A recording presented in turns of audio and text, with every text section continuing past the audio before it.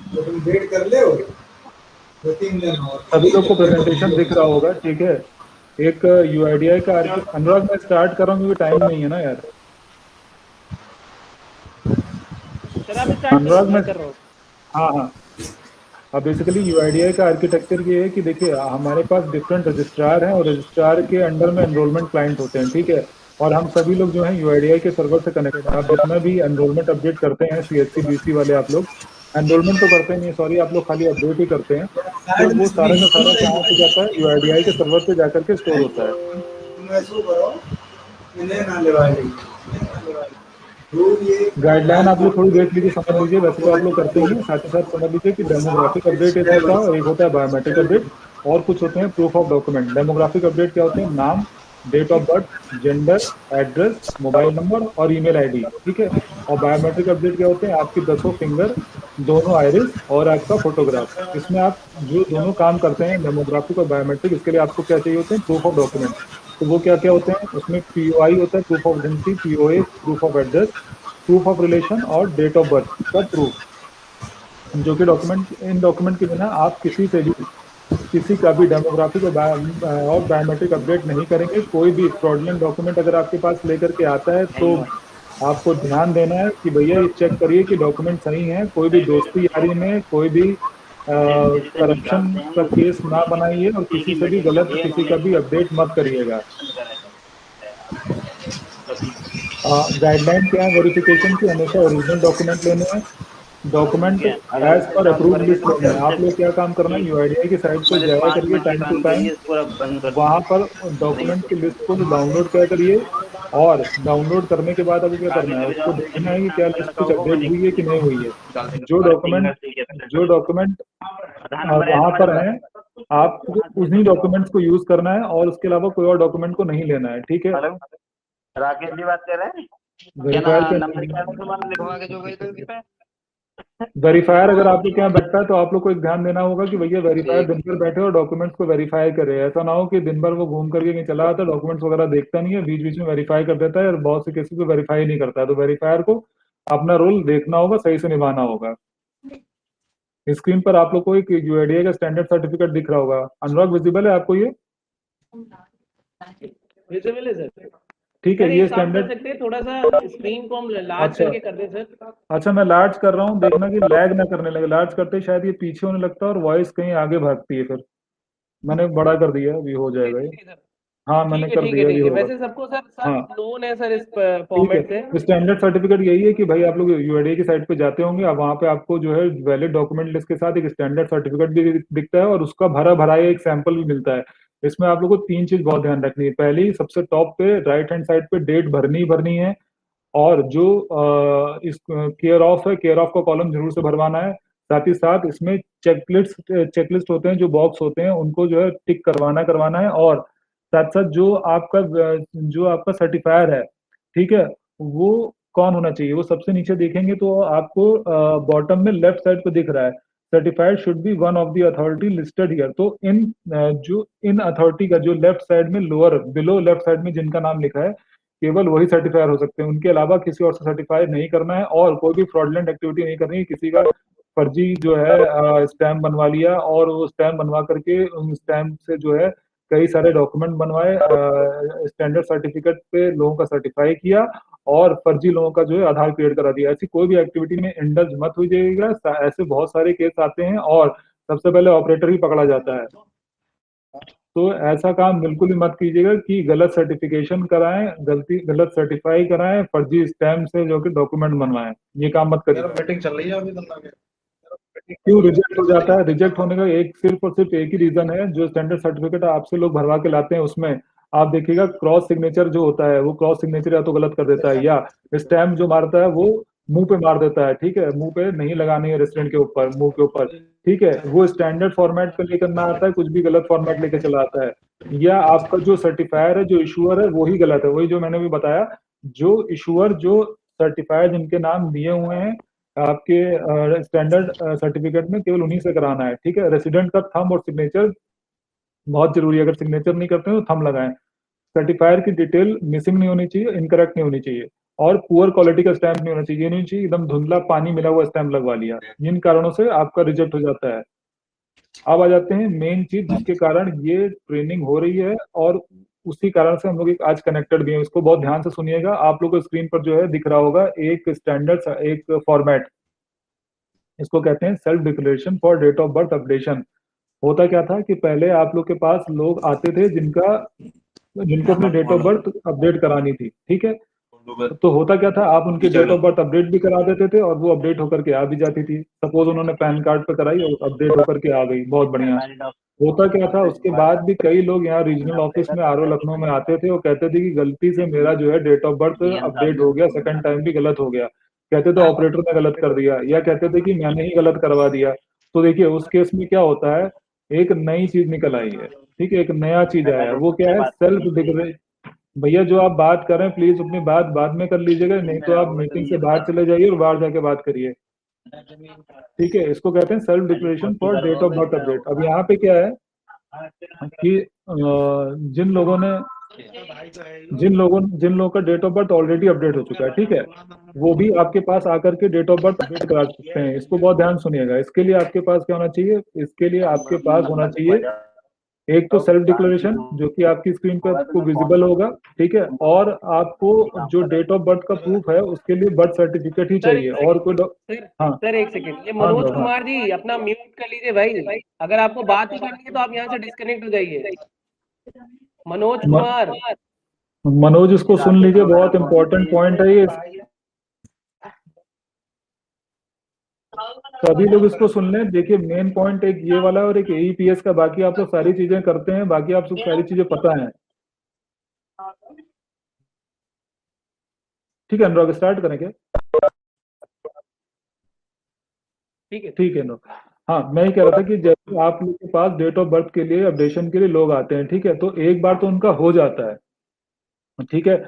उसके बाद भी कई बार केसेस ऐसे आते हैं कि आरओ लखनऊ में आते हैं जिसमें लोग कहते हैं कि भाई ये डेट ऑफ बर्थ मेरा जो था वो गलत अपडेट हो गया। अब उसमें कहते हैं कि ये ऑपरेटर ने गलत कर दिया, या ये कहते हैं कि मेरी ही गलती से गलत हो गया। तो उस केस में क्या होता है, उस केस में एक आप नया सर्कुलर आया है, उसमें कहते हैं कि आपका डेट ऑफ बर्थ अभी भी अपडेट हो सकता है, ठीक है। उसके लिए बट होना क्या है, एक तो सेल्फ डिक्लेरेशन होना है, और सेकंड चीज आपके पास जो डॉक्यूमेंट है डेट ऑफ बर्थ के लिए वो क्या होना चाहिए, birth certificate issued by registrar, ठीक है। तो खाली बर्थ सर्टिफिकेट, इसके अलावा ये नहीं कि पैन लेके चले जा रहे हैं, डीएल लेके चला जा रहे हैं, ठीक है, या आपका जो है पासपोर्ट लेके चला जा रहे हैं, और कोई डॉक्यूमेंट एक्सेप्ट नहीं होगा। ऊपर साफ साफ लिखा है along with self declaration birth certificate issued by registrar, date and birth should be, ठीक है, वो वहां पे साफ साफ होनी चाहिए। अब आपको एक उसके नीचे सेल्फ डिक्लेरेशन का फॉर्म दिख रहा होगा। अब इसका पूरा पर्पस क्या है कि जो व्यक्ति एक बार already date of birth update करा चुका है और अब फिर से आ रहा है, तो आप उसका डेट ऑफ बर्थ इस वाले जो है सेल्फ डिक्लेरेशन वाले पे अब आप लोग करेंगे।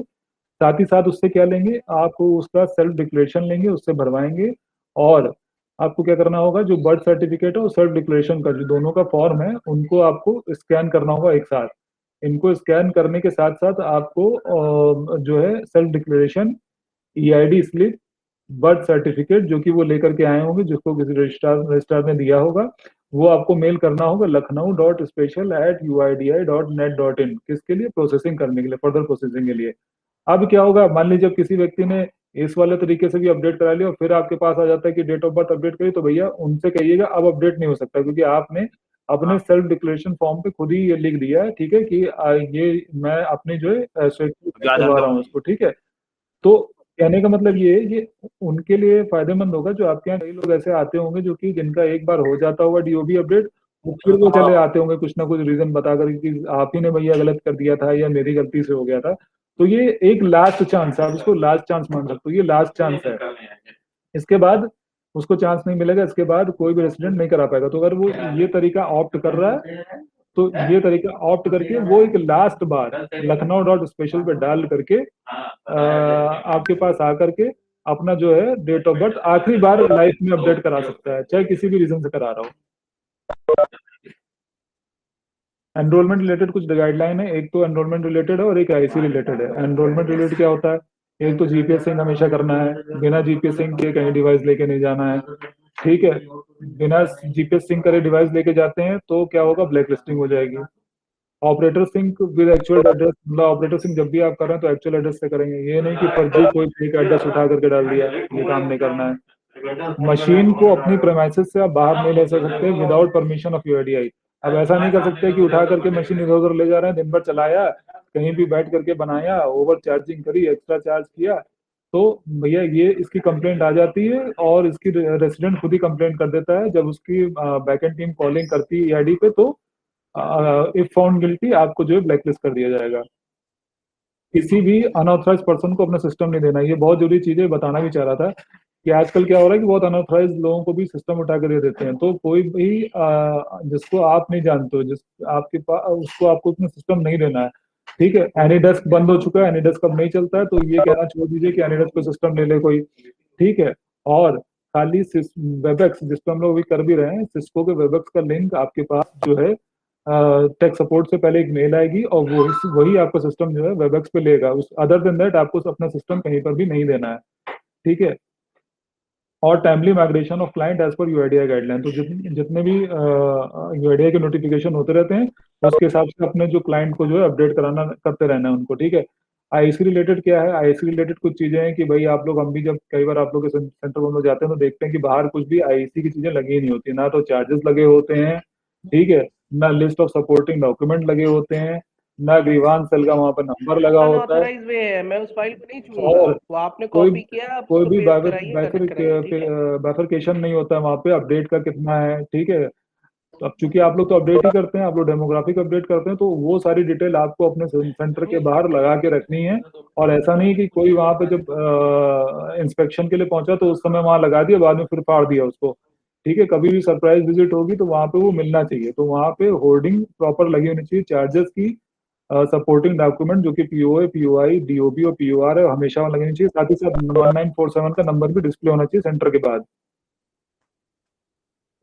ये आधार की सेवाओं के निर्धारित शुल्क हैं। ठीक है, जो आप लोग जितने रेसिडेंट से आपको सर्विस चार्ज लेना है वो यहाँ पे दिख रहा है। तो ये वाला जो एक प्रिंट आउट है, ये आप लोग अपने सेंटर के बाहर लगा लीजिए। ठीक है, अब 5 से 15 साल वालों का कितना होना है, ठीक है, अनिवार्य बायोमेट्रिक में कितना लेना है वो, ठीक है, ये आपको वहां पे बाहर लगाना चाहिए, लोगों को पता होना चाहिए। ठीक है, कि आप कितने, कौन से चीजें फ्री हो, किसका कॉस्ट वहां पे लग रहा है।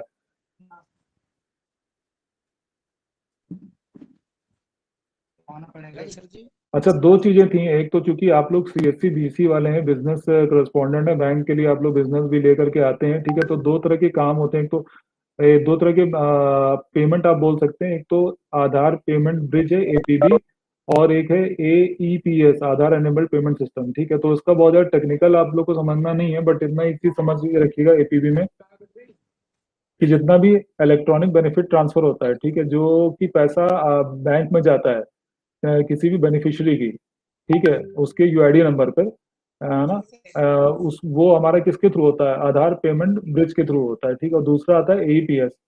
ठीक है, इसमें बेसिक फाइनेंशियल सर्विसेज होती हैं, जैसे कि कैश डिपॉजिट हो गया, या बैलेंस इंक्वायरी हो जाती है, या कैश विड्रॉल हो जाता है, या रेमिटेंसेज हो जाते हैं।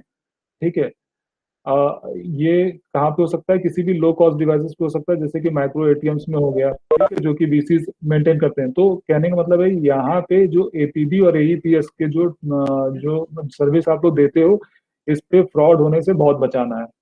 कई बार ऐसी कंप्लेंट आती हैं जहाँ पे हमें पता लगता है कि भैया एईपीएस के थ्रू जो है पैसा निकल गया, और रेसिडेंट आकर के यहाँ आरओ लखनऊ बताता है कि मैंने तो वहाँ थंब अपना यूज ही नहीं किया। और जब हमको पता लगता है इंक्वायरी में, चीजें काफी सामने आती हैं कि जो भी प्रॉब्लम हुई होगी वो बीसी पॉइंट से हुई होगी, बट जब आप लोग से पता करते हैं तो आप लोग बताते हो यहाँ से भी नहीं हुआ। कहने का मतलब ये है कि जो इस तरह के ट्रांजेक्शन हो रहे हैं एईपीएस और एपीबी के, तो आप लोग बहुत ध्यान दीजिए, उसमें कोई भी ये थंब का यूज नहीं होना चाहिए, कोई भी इस तरह के ट्रांजेक्शन या रेमिटेंसेस नहीं होने चाहिए जहाँ पर रेसिडेंट को पता ही नहीं और पैसा उसका निकल जा रहा है, कहीं चला जा रहा है, बेचारा फिर वो चक्कर काट रहा है आरओ लखनऊ के, और वो पुलिस के चक्कर काट रहा है। इस पे बहुत विजिलेंट रहिए, इस पे अगर आप लोग गलती करेंगे और ध्यान नहीं देंगे, तो फिर ये समझ लीजिए कि इसके ऊपर एक्शन होगा। ठीक है, बीसी के ऊपर पूरी कार्रवाई होगी, क्योंकि इसमें हर कोई इन्वॉल्व होता है, बैंक भी इन्वॉल्व है, एनपीसीआई भी इन्वॉल्व है, सीधे कंप्लेंट जाती है पूरी। हम लोग अभी इस समय करंटली हम लोग इसका टेकअप आरबीआई के साथ भी कर रहे हैं, इतना ज्यादा फ्रॉड बढ़ गया है ईपीएस के सेंटर पे, तो इसमें थोड़ा आप लोग जागरूक जागरूक होइए। अगर यहाँ पे फ्रॉड इस तरह से बढ़ेंगे तो पहले तो ऑपरेटर पकड़ा ही जाएगा। बीसी के बाद की बात है, पहले ऑपरेटर जाएगा, फिर वो बीसी पॉइंट बंद होगा। एईपीएस पे एकदम बहुत ध्यान से आप लोग काम करिए, बहुत ज्यादा कंप्लेंट्स आ रही हैं, क्योंकि रेसिडेंट परेशान होकर के आता है, वो बताता है कि पैसा निकल गया, हमको कुछ पता ही नहीं है। एईपीएस के कुछ एडवांटेजेस हैं, वो आप लोग इसको ऐसे समझ लीजिए कि एक तो पैसा डोर स्टेप पे मिल जाता है, कोई भी गांव का व्यक्ति है तो उसको आराम से पैसा उसके डोर स्टेप पे मिल रहा है। ठीक है, इंटर ऑपरेबल सिस्टम है ना, कस्टमर ऐसा नहीं कि वो एक बैंक के बीसी पॉइंट से बंधा हुआ है। ठीक है, एफिशिएंट है ना, कि एफिशिएंट है पब्लिक एक्सपेंडिचर से, as no need for banks to separate capture biometrics. ठीक है, बैंक्स ने अपना जो है बीसी पॉइंट दे दिए हैं, जहाँ पर रेसिडेंट जा करके अपना पैसा जो है निकाल सकता है और साथ साथ रेमिटेंस भी कर सकता है। एईपीएस कैसे होते हैं भाई, आप लोग खुद पता, आप लोग बीसी पॉइंट में बैठते हो तो आप लोग खुद पता है कि बीसी पॉइंट से ही होता है, और सारे बैंकों का ये होता है। ठीक है, अक्रॉस द नेशन होता है। अब जैसे मैंने पहले बताया कि यूआईडीआरओ के भाई नॉलेज में आया है कि कुछ ऐसे विड्रॉल हुए हैं अमाउंट के, कस्टमर के अकाउंट से निकले हैं, ठीक है, पीओएस मशीन से, जहाँ पे उन्होंने बताया कि उन्होंने एईपीएस का यूज किया ही नहीं है। तो ये एक तरह की फ्रॉडलेंट एक्टिविटी है, फ्रॉडलेंट विड्रॉल है और मिसयूज है एईपीएस इकोसिस्टम का। ठीक है, और इसकी कंप्लेंट जो है बैंक्स को भी गई है, पुलिस अथॉरिटी को भी गई है। ठीक है, इवन हम लोग हायर अथॉरिटी में बैंक्स के जो आरबीआई तक, वहां तक भी बात को लेकर गए हैं। ठीक है, मीडिया में बात की बहुत ज्यादा हाईलाइट होती है और मीडिया में भी जाती है। तो इस तरह की फ्रॉडलेंट एक्टिविटी को आपको सीरियसली लेना है। ठीक है, ऐसा ना हो कि वहां पे कोई टीम पहुंच रही है, उसको पता लग रहा है कि भैया आपने ऐसा किया है। और ये कैसे पता लगता है, ये सरप्राइज विजिट में पता लगता है, ये मीडिया के थ्रू पता लगता है, ये रेसिडेंट खुद भी बताता है, फोन के थ्रू बताता है, और आरओ लखनऊ में विजिट करके भी बताता है कि मिसयूज हुआ है। अ, ये दो चीज एक मेन हो गई आपकी, एक तो एईपीएस की हो गई, और एक आपकी जो है डेट ऑफ बर्थ की अपडेशन का जो नया सर्कुलर आया है। ठीक है, जहाँ पे आप डेट ऑफ बर्थ 2 बार से ज्यादा करा सकते हो अपडेट। ठीक है, वो एक चीज हो गई। अब आते हैं कुछ डेटा क्वालिटी एरर की कैटेगरीज, जहाँ पे डेटा क्वालिटी के कारण काफी एरर आते हैं और आप लोग की आईडी सस्पेंड हो जाती है। होता क्या है उसमें, केवल 7 पॉइंट हैं जो कि बहुत इंपॉर्टेंट है। एक तो ये है कि ऑपरेटर बायो वैलिडेशन फेल, मतलब कि ऑपरेटर का जो बायोमेट्रिक है वो खुद ही काम नहीं कर रहा है, तो वो उस केस में रिजेक्ट हो जाएगा। या रेसिडेंट का बायोमेट्रिक है, आप उसका आधार बनाते हुए बायोमेट्रिक ले रहे हैं, तो वहाँ पे फेलियर हो जाएगा उसका, अगर बायोमेट्रिक सही से काम नहीं कर रही है। कोई भी चाइल्ड, कोई भी चिल्ड्रन अगर वो 5 साल के बिलो का है ना, तो वो सिंगल जो है वो जो सिंगल पेरेंट है वो बायोमेट्रिक कितने बच्चों को दे सकता है। ठीक है, वो for a limited number of child. ठीक है, ऐसा नहीं कि वो सिंगल पेरेंट जो है कई लोगों का उठा के दे सकता है। ठीक है, ये शायद आई थिंक 3 है ये। ठीक है, उसका बायोमेट्रिक दे सकता है। यूआईडी और master packet is bio suspended. ठीक है, आपके पास कोई रेसिडेंट आया है, वो अपना आधार बनवाने आया है, उसका ऑलरेडी जो है सस्पेंड चल रहा है आधार, और फिर बनवाने आ गया, तो वो फिर वापस जो है बनेगा नहीं, वो सस्पेंशन में ही जाएगा। The packet has been rejected due to manual data quality check. अब ये बहुत इंपॉर्टेंट है, आप लोग कुछ ना कुछ डॉक्यूमेंट गलत ले लेते हो या कुछ ना कुछ इन्फॉर्मेशन गलत डाल देते हो, जब वो 4 फेज की यहाँ पे डेटा क्वालिटी चेक होती है। ठीक है, तो अगर एक फेज में पास भी हो गया तो बाकी 3 फेज में पकड़ा जाएगा और वो रिजेक्ट हो जाएगा document. Duplicate, resident has already done enrolment before and doing it again. अब डुप्लीकेट क्या होता है, कोई रेसिडेंट ने कहीं भी अपना अपडेशन या एनरोलमेंट दिया और 3 महीने से पहले आपके पास फिर आ गया और बोलने लगा भैया मेरा आधार बना दो, तो क्या होगा, वो रिजेक्ट हो जाएगा। इसमें कुछ एरर हैं जो कि बहुत सारी होती हैं, जैसे फोटो, यानी कि आप रेसिडेंट की फोटो ना खींच करके एक पासपोर्ट साइज फोटो लगाते हो, उठाते हो और चिपका देते हो। ठीक है, ये रिजेक्ट हो जाएगा। बायोमेट्रिक एरर BE1 क्या होते हैं, फुल फिंगर या आइरिस जो है इनकरेक्टली आपने रिकॉर्ड करी हो और उठा करके उसको कैप्चर करके लगा दिया हो आधार बनाने में, रिजेक्ट हो जाएगा। एक्सेप्शन वाले केसेस जो कि सुपरवाइजर करते हैं, ठीक है, उसमें कोई भी जैसे विकलांग व्यक्ति है तो उनका एक्सेप्शन, जो अगर हाथ खराब है या आंख में कोई दिक्कत है तो वो विजिबल होनी चाहिए, अगर वो आपने सही से कैप्चर नहीं करी फोटो में तो वो रिजेक्ट हो जाएगा।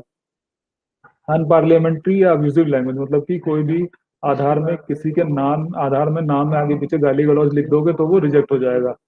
डॉक्यूमेंट एरर 1 DE1 ये होता है कि आपने मिसिंग या फ्रॉडलेंट डॉक्यूमेंट लगा दिए, यानी कि जो डॉक्यूमेंट नहीं लेने थे, जैसे मैंने पहले ही बताया, डॉक्यूमेंट आप अपना हमेशा यूआईडीआई की लिस्ट से जाइए और लेटेस्ट डॉक्यूमेंट की लिस्ट डाउनलोड करिए, वहां से जो डॉक्यूमेंट वो मांगता है एज पर लिस्ट आपको वही लगाना है। डॉक्यूमेंट एरर 2 क्या होता है, आपने पुअर क्वालिटी डॉक्यूमेंट लगाया होगा, सही से स्कैन नहीं किया होगा, बहुत डार्क कर दिया होगा, बहुत वाइट या ब्लर कर दिया होगा, ठीक है, या डेमोग्राफिक डेटा मिसमैच कर दिया होगा, डेटा आपने जो एंटर किया होगा वो गलत डाला होगा, इंग्लिश में हो सकता है, हिंदी में, इंग्लिश में हो सकता है राम लिखा हो, हिंदी में रामा हो गया हो ट्रांसलिट्रेशन में, वो ध्यान ना दिया हो, रिजेक्ट हो जाएगा। ठीक है, बायोमेट्रिक 2 क्या कहता है, बैड क्वालिटी एक्सेप्शन फोटो। अब फोटो के लिए आधार की क्या गाइडलाइन है कि जिसकी फोटो आप ले रहे हो उसका बैकग्राउंड पीछे जो है प्रेफरेबली व्हाइट हो या लाइट कलर का हो, पीछे लाल, पीछे काला बैकग्राउंड या बहुत डार्क बैकग्राउंड में, कि ऐसा ना पता लगे कि आदमी कहाँ और बैकग्राउंड कहाँ है, सब मिल जा रहा है एक में, तो वो रिजेक्ट हो जाएगा। एक्सेप्शन नॉट विजिबल, मैंने पहले बताया, जो व्यक्ति फिजिकली डिफरेंटली एबल्ड हैं, ठीक है, दिव्यांग हैं, उनका जब जो बनाता है वो सुपरवाइजर ही बनाता है आधार, तो वो वहां पे विजिबल होना चाहिए फोटो में। B3 बायोमेट्रिक एरर 3 मतलब photo not as per guideline, वही मैंने जो बताया, फोटो में लाइट नॉर्म सही से होनी चाहिए, पीछे बैकग्राउंड हल्का होना चाहिए, साथ ही साथ जब आप फोटो किसी की खींच रहे हो तो उसमें जिसका आधार बना रहे हो उसी का ही फेस आना चाहिए, दो लोग का फेस उसमें नहीं आना चाहिए। ठीक है, फोटो जिसकी आप ले रहे हो उसके चेहरे पे आप जो है चश्मा, फैशनेबल ग्लासेस नहीं लगे होने चाहिए। ठीक है, किसी को भी रिलीजियस चीजें उसमें पहननी नहीं, ऐसा नहीं किसी ने दुपट्टा सर पे ओढ़ रखा है या बुर्का पहन रखा है। ठीक है, ये सब चीजें थोड़ी देर के लिए वो हटा सकते हैं, उसके बाद फिर से पहन लेंगे। और बट बस एक एक्सेप्शन उसमें ये है कि एक सिख, ठीक है, सरदार जी को छोड़ करके उनकी पगड़ी नहीं उतरवानी, बाकी जितने लोग हैं अब वो, उनको थोड़ी देर के लिए आप उनके सन ग्लासेस हटवा सकते हैं, या जो ग्लासेस हैं आंख के चश्मा वो हटा सकते हैं, और सर पे कोई भी चीजें ऐसे नहीं बांधनी है, कुछ फैशनेबल चीजें नहीं लगानी है। ठीक है, आधार में ऐसी फोटोज एक्सेप्ट नहीं होती हैं। डेमोग्राफिक एरर 2D2 क्या कहता है, जेंडर फोटो मिसमैच। ठीक है, लड़का अपना आधार बनाने आया, आपने उसमें लिख दिया फीमेल, ठीक है, या एज फोटो मिसमैच, कोई बुजुर्ग व्यक्ति आपके पास आधार बनवाने आए, आपने एज डाल दी 15 साल। Error in name incomplete address, ठीक है, यानी एड्रेस डालना था पूरा पूरा, आपने कुछ गलत डाल दिया, या आपने उसमें जो है पिन कोड गलत डाल दिया, पिन कोड दिया था, आपने अब डॉक्यूमेंट अपलोड किया, उसमें पिन कोड पड़ा है, आपने नहीं डाला। ठीक, तो ये नहीं करना है। केयर ऑफ ठीक से भरना है। सर जी जैसे प्रोसीजर रिजेक्ट होते हैं, रिजेक्ट के ज्यादा बस बस बस 1 मिनट, मैं अभी आपकी बात सुन लूंगा। ठीक है, 1 मिनट मैं पूरा बता दूं, फिर मैं सुनता हूँ। ये कुछ एक पेनल्टीज की बातें कर लें कि जैसे आप लोग गलती करते हैं और आप लोग का जो कुछ समय बाद सिस्टम बंद हो जाता है, तो आप लोग ये कहते हैं अचानक से ऐसा क्या हुआ कि भैया मेरा जो है सिस्टम बंद हो गया, अब मैं बना नहीं पा रहा हूँ। तो भाई उस केस में क्या हो जाता है, वो आप लोग हो जाते हो ब्लैक लिस्ट। ठीक है, हो जाते हो तो यानी किसी न किसी कारण से होते होगे, और उस कारण के पीछे कुछ ना कुछ आपके ऊपर पेनल्टी भी लगती है।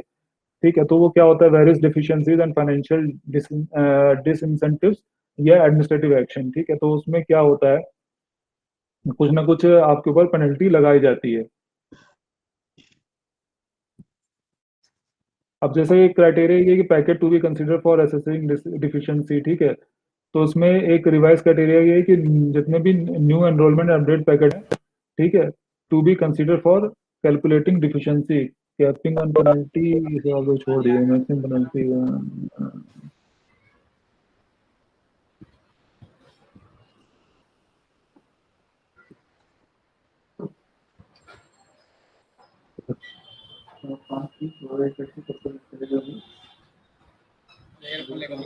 खत्म होने वाला, खत्म होने वाला। इसमें कुछ देख लीजिए, जैसे कि कुछ आप गलती करते हैं, जैसे ना जानबूझ, जैसे कि आप लोग ने पोटेंशियल या जानबूझ के फ्रॉड करते हैं, जैसे अब ट्रेनिंग में बता दिया, इसके बाद भी अगर आप जा करके फिर फ्रॉड कर रहे हैं, ठीक है, कुछ भी गलत तरह से बना रहे हैं आधार, तो ठीक है, उसमें आप लोग के ऊपर जो है 1 लाख रुपए की पेनल्टी है पर मशीन, और ऑपरेटर का सस्पेंशन है 5 साल के लिए। ठीक है, या अगर आप ग्रॉस वायलेशन कर रहे हैं, मतलब गाइडलाइन से बाहर जाकर भी चीजों का वायलेशन कर रहे हैं, वो मतलब उसमें ओवर चार्जिंग कर रहे हैं, ठीक है, अनऑथराइज एनरोलमेंट सेंटर चला रहे हैं, या करप्ट प्रैक्टिसेस में इन्वॉल्व हैं, उस केस में आप लोग का जो है 50,000 पर इंसिडेंट है। ठीक है, सस्पेंशन है ऑपरेटर का 1 साल तक के लिए। अनुराग, मेरी वॉइस आ रही है ना आपको? सर आवाज आ रही है। हाँ, ठीक है, इसके बाद अगर आप बायोमेट्रिक एरर करते हैं, जैसे मैंने बताया भी, ट्रेनिंग में बताया कि भाई आपको बायोमेट्रिक जो है बहुत अच्छे से कैप्चर करनी है, उसके बाद भी अगर आप बायोमेट्रिक गलत कैप्चर करते हैं, ठीक है, फुल फिंगरप्रिंट सही से नहीं करते हैं, फोटो लगा देते हैं, मतलब आदमी फोटो ना लगा के पासपोर्ट साइज फोटो स्कैन करके लगा देते, सॉरी पासपोर्ट फोटो की फोटो खींच के लगा देते हैं। एक्सेप्शन वाले केसेस सही से लगाते हैं तो ₹10,000 पर आधार बनाने पर है। ठीक है, इसी तरह से फोटो खाली करते हैं, यानी कि किसी रेसिडेंट की फोटो ना खींच करके, उस व्यक्ति की फोटो ना खींच करके उसकी फोटो खींच के लगाते हैं।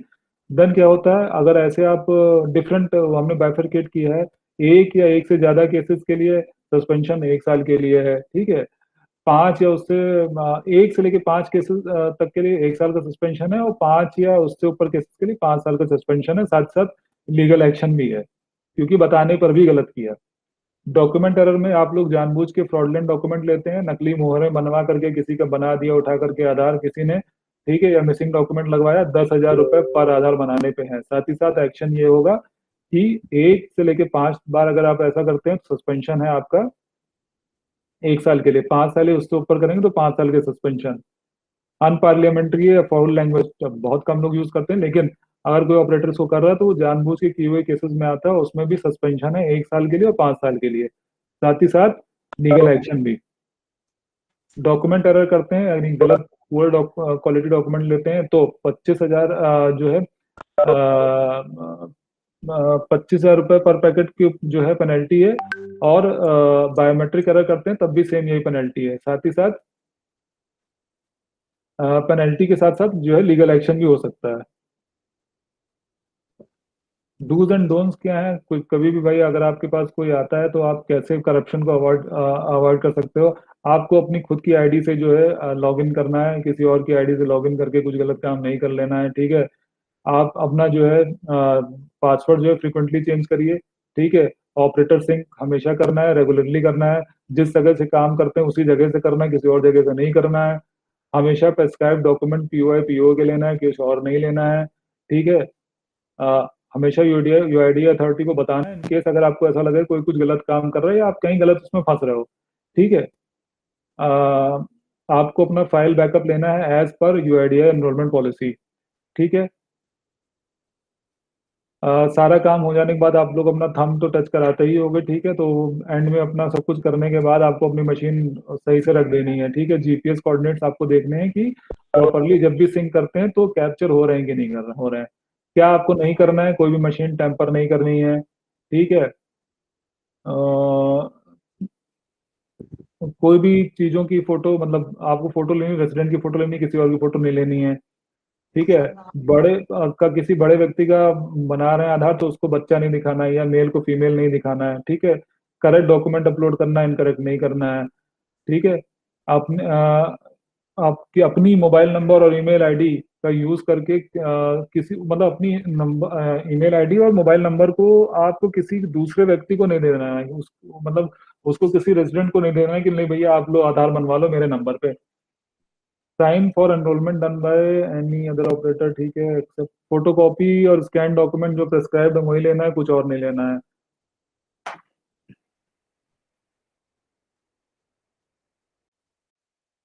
कुछ शॉर्टकमिंग जो आती हैं, जो हम लोग देखते हैं कि कमियां नहीं होनी चाहिए। ठीक है, एक तो distribution of enrolment update form, ठीक है, वो आपके सेंटर पे नहीं दिखते हैं। ठीक है, चार्जिंग जो है of enrolment, charging enrolment update form के जो एनरोलमेंट अपडेट है उनके चार्जिंग कहीं नहीं, चार्जेस नहीं दिखते हैं। ठीक है, डॉक्यूमेंट वेरिफिकेशन प्रोसेस या तो इम्प्रॉपर होता है। ठीक है, सील साइन और वेरीफायर भी बहुत जगह नहीं मिलता है। आर्टिफिशियल थंब मिलते हैं, ये एकदम नहीं मिलना चाहिए। ओवर चार्जिंग एकदम नहीं होनी चाहिए। ठीक है,